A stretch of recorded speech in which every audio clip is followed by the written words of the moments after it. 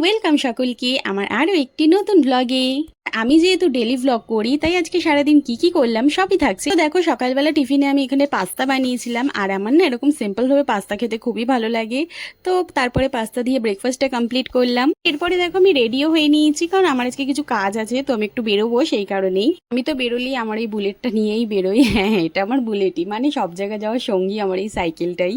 তো তারপরে সমস্ত কাজ সেরে বাড়ি চলে এলাম, আর এসে স্নানটাও কমপ্লিট করে নিয়েছিলাম, যেহেতু অনেকটাই বেলা হয়ে গেছিল। তো দেখো, লাঞ্চ করতে বসে গেছি, আর আজকে আমাদের মেনুতে ছিল ভাত, থোড় ভাজা, পটল চিংড়ি, আর ছিল এটা ট্যাংরা মাছ দিয়ে একটা ঝোল মতন। তো এরপর খাওয়া দাওয়া কমপ্লিট করে নিয়ে বসেছিলাম একটু নেলস করতে। হ্যাঁ, আমার নিজের হাতেরই, আর এই নেলস গুলো কিন্তু আমার একদমই নিজের, মানে আমার রিয়েল নেলস এগুলো।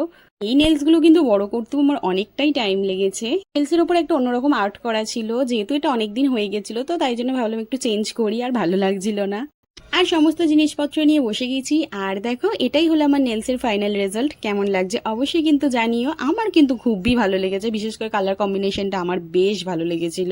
দুপুরে আর আমি ঘুমাইনি, এইসব করেই সময় কাটিয়েছি। এরপর বিকালের দিকে এই একটা গজা খেয়েছিলাম। তারপরে আর সেরম ভাবে কিছু ক্লিপ নেওয়া হয়নি, একেবারে ডিরেক্ট ডিনারে চলে গেছি।